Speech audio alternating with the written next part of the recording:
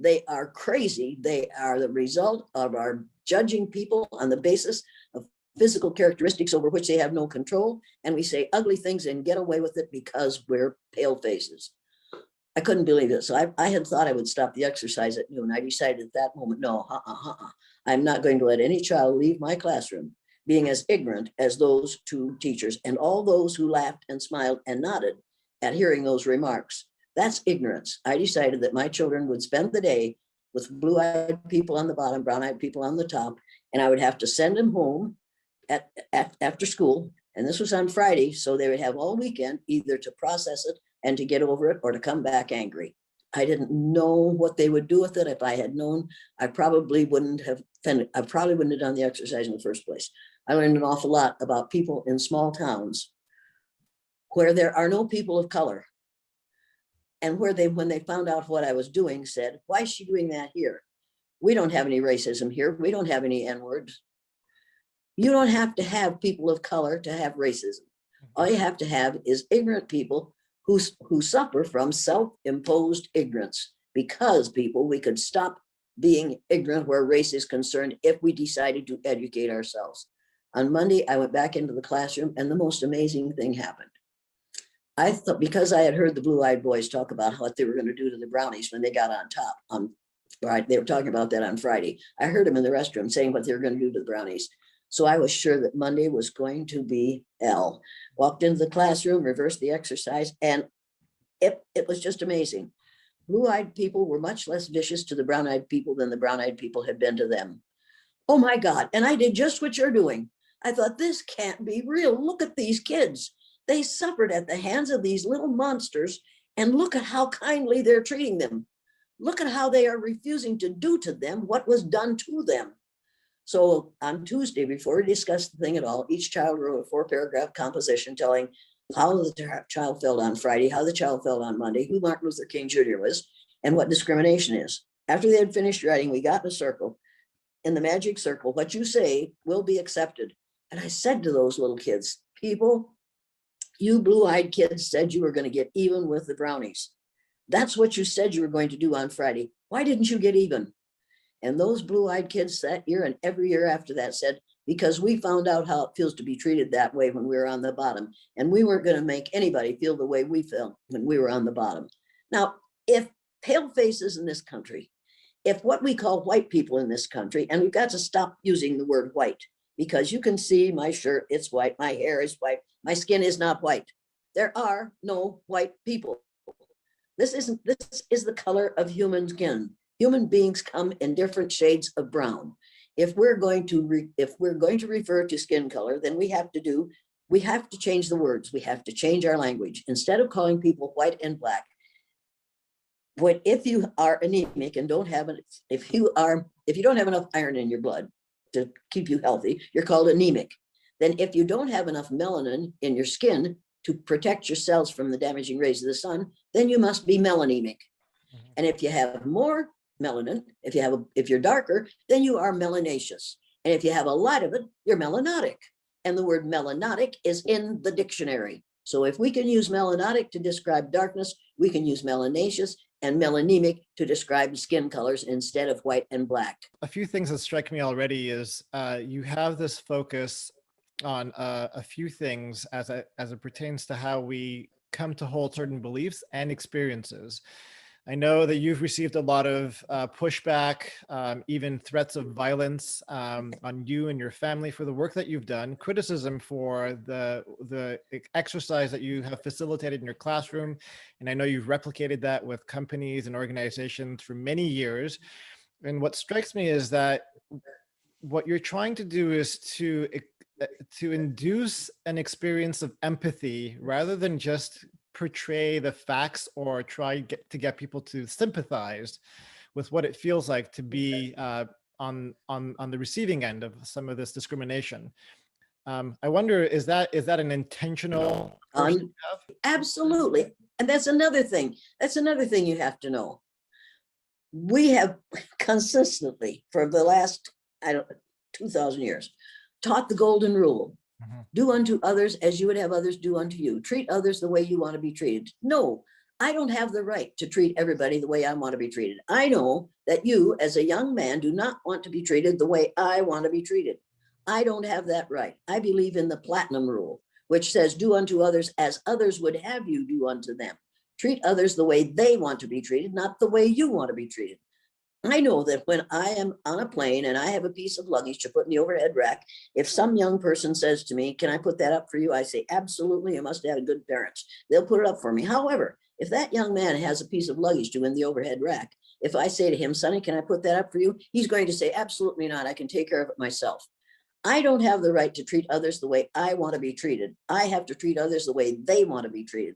And we better learn that in this country today. We better start treating people the way they want to be treated and realize when I'm in a bunch of people and there's a man coming toward the door and I'm ahead of him, I open the door and he looks like I've just slapped him right across the face. How dare I open the door for him?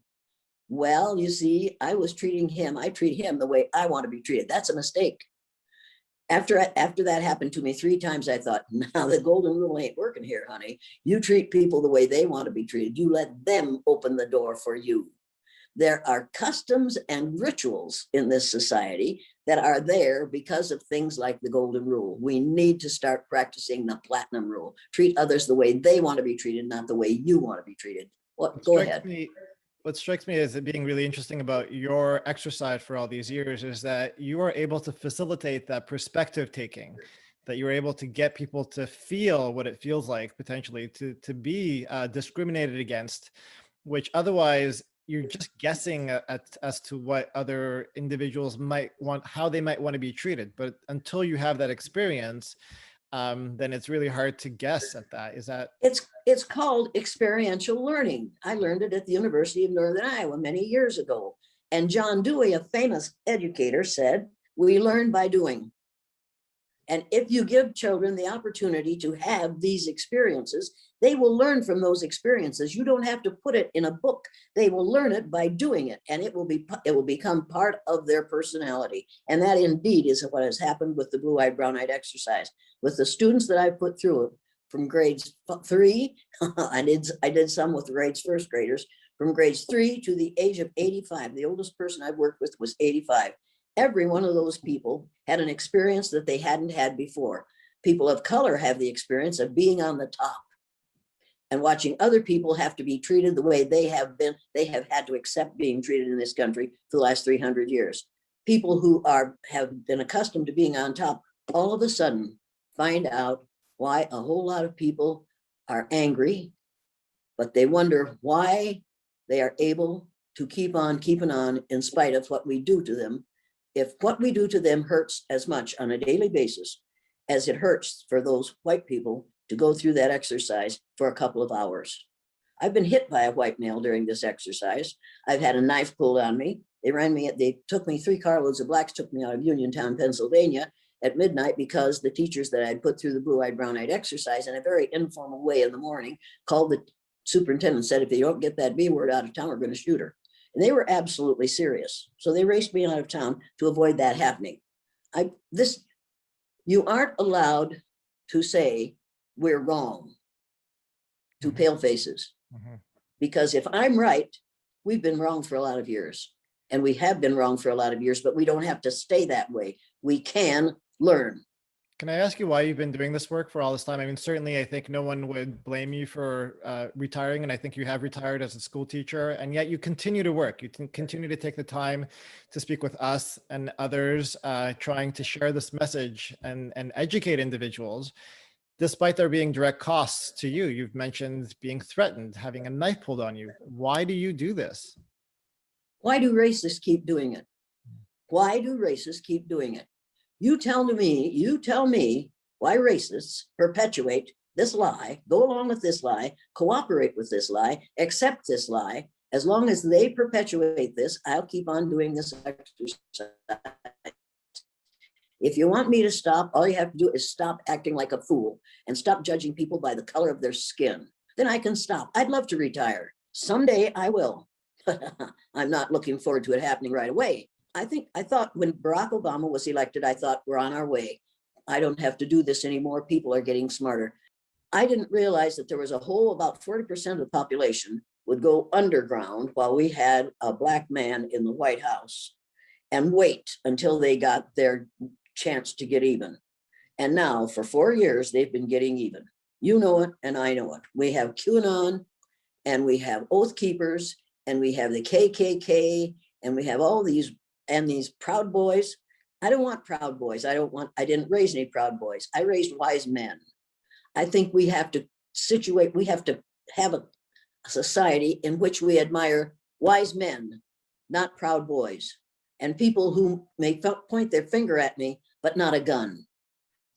There's a big difference between wise men and proud boys. And we have, in this country in the last 4 years, we have encouraged people like the KKK and the Oath Keepers and the Proud Boys, and we have to put a stop to it. I know that education is a core part of your mission that I've heard you say many times in our past conversations, and anytime I've looked at a recording of you, that education seems to be a central channel by which we can achieve that goal. I would love to hear more about how you think education to date has or has not served us well, and how maybe we can better educate ourselves, our children, and each other around this very difficult topic. You have to go, this is one thing you can do. Go to my website, download the printed learning materials. The first one is a set of typical statements that white folks make that think they aren't racist. Go through those typical statements and read the first one, and then go to the clarification of that statement and realize how that statement is perceived by those who are on the receiving end of it. And then somebody will say, well, I didn't mean to be racist. It doesn't matter what you meant by what you said. What matters is how it is perceived. And if what you are saying can be perceived as racist or sexist or ageist or homophobic or ethnocentric, change your vocabulary. You have more than a few hundred words in your vocabulary, particularly if you have been to college. I know this, you know more than 25 or 30 words. Go through those typical statements and the clarifications, and then go to the commitments to combat racism. 18 things that you can do in your own environment to deal with your own racism. And racism is an individual problem. Now somebody's going to say, it's societal. Well, societies are made up of individuals. If we could educate individuals in this society to change their behavior and change their language, we could change the level of racism in this country. They did an attitudinal survey with the 3rd, 4th, 5th, and 6th graders in the Riceville schools several years after I'd done the exercise, 3 years or 4 years after I'd done the exercise the first time. They conducted that same attitudinal survey with a nearby comparable community, 3rd, 4th, 5th, and 6th graders. A professor from the University of Northern Iowa did that. After he had compiled his results, he called me, he said, you need to know what I found out. And I thought, oh Lord, here we go. He said, the students who had been in your class, in your 3rd grade class, were less racist in their attitudes as expressed on this survey than were all the other students in the 3rd, 4th, 5th, and 6th grades. He said, and that's important, but here, the most important thing is all the students in the Riceville school were less racist as expressed on this survey than were all the students in the nearby comparable community. He said, what this says is if we could convince a 1/3 of the population, we could change this situation. And that's why I absolutely believe that education, I'm an educator. The word educator comes from the root duc dus, which means lead, the prefix e, which means out, the suffix ate, which means the act of, and the suffix or, which means one who does. An educator is one who is engaged in the act of leading people out of ignorance. And you can't do that by teaching that Columbus discovered America. If you haven't read the book, Nile Valley Contributions to Civilization, and you are an educator or a sociologist or a human being, you need to read that book and realize that the people who discovered this continent were the same people who populated every other landmass on the face of the earth originally, and they came from countries in Africa. The first people who discovered this continent came from Africa, and we better start to recognize that and to appreciate that and to teach that to our children, because every one of us, if we would trace our DNA back as far as we could, we would find that a percentage of our DNA came from a country in Africa. That's the way it is, because we are all members of the same race. And that race started out in Africa, and that's where we all came from. It's time to get over it. It's time to teach the truth instead of perpetuating the lie. The lie is going to kill us. You've obviously taught a lot of students over the years. I don't know if you could share maybe some of those interactions that the students maybe that you taught 20 years ago and how you've impacted their lives and the stories that they share. This summer in July, I think, one of the students who's in the film, The Eye of the Storm, who was in my classroom in third grade, is meeting with a group of lawyers and social workers in Rochester, Minnesota, and he has asked me to come to the meeting so that we can share with those folks what we learned, he and I learned, as a result of him going through that exercise and me doing the exercise with him. If you could see the follow-up film to the film, The Eye of the Storm, 10 years after those kids graduated from high school, PBS sent a film crew in to film, and I think the name of it is A Class Divided. See if you can find A Class Divided. And those kids came back, some of them with their little babies with them, and we sat down in a classroom in Riceville, and we watched that film together, The Eye of the Storm, and they were laughing through it. And then they said, will you show it again? We couldn't hear what we were saying because we were laughing. I said, show it again. So they showed it again. And the second time through, those young adults sat there, many of them were crying because they had forgotten how miserable they were on that day. And they had forgotten how ugly that whole situation is. Then we turned on the lights and we got in a circle and discussed what they had learned.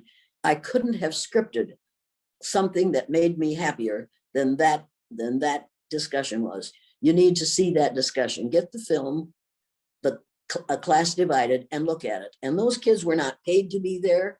I simply called them and said, Bill Peters says he's talked to PBS and they want to film this reunion. Is that all right with you? So they came in, just those 16, and there's 50 some kids in the class. I only had 16. And what's interesting about this group is all 16 of those kids are moderately to severely dyslexic. When I got them, they were reading at the first grade level. By the time they left me, they were reading at the fourth grade level, and some of their independent reading levels were sixth grade because they had been living down to teachers' expectations of them until I got them. But I know what the dyslexic person does, and I know how to teach the dyslexic person. Make no mistake about that. Now, sociologists now say there's no such thing as a dyslexic person. Well, tell that to Henry Ford. And then maybe if you can find him, or just read about him and find out that, yes, there is such a person. And those kids, when the principal gave me my class rule that year, when those kids were in third grade, he said, these kids aren't going to learn, pass them on and get them out of here. They're never going to amount to anything anyway. They're all going to drop out of school, but do what you can. And I thought some ugly thoughts because I had really admired that man up until that moment. So then I went to the office and looked at their cumulative files. Every one of those kids had high math scores and low reading and spelling scores. So I knew what I was dealing with. So I simply taught them how to read and how to deal with the printed word. Every one of them graduated from high school except one who was killed in an alcohol-related accident 2 weeks before graduation. And that makes me sick to think about it too, because it didn't have to happen. It didn't have to happen. Anyway, at least 6 of the rest of them went to 2 or 4 or more years of college. One became a junior and senior high school principal and did that until 2 or 3 years ago when he went out and started a business of his own. And one became a lawyer. They became successful people after they left third grade because they stopped believing the negative things that teachers had said about them before they got to third grade. And they could say to the teachers, Mrs. Elliott says I can read. And then nobody could force them to live down their expectations again after that. So I have a question. Year after year, as you did this experience with the students in your class, were the parents more receptive of their kids going through this, or did they fight it every single year? No, every year somebody would call in and say, don't put my kid in that Elliott's classroom. And every year, a number of people would call and say, I want my kid in Elliott's classroom. That was a problem for the principal because he had to split it. I had to have a third of them. And he would call and say, Miss Elliott, I'm going to put this child in there. And I'll never forget the one he called and said, Mrs. Elliott, you need to know that so-and-so said, I don't want my kid in that N-word lover's classroom, but I want to learn to read, so put him in there anyway. And I thought, thank you, God. All right, I'm going to teach this kid to read. And while I'm teaching him to read, I'm going to teach him something else that parent doesn't want him to have. But that parent realized that he was going to have to take the bitter with the sweet. He figured he couldn't teach his child to read, but he could teach him to hate people who were different from himself. But I could give him a number of books that he could read that would prove that people of color are different but they aren't negative. I could do that. Once I got him to learn to read, I could have him in a situation where his father couldn't deprogram him where race is concerned. And that's why I say the answer to this problem is education. If we could lead people out of the ignorance of racism, we could change this society. There's not a doubt in my mind but what we could do that. Can I ask, in terms of the resistance that maybe you've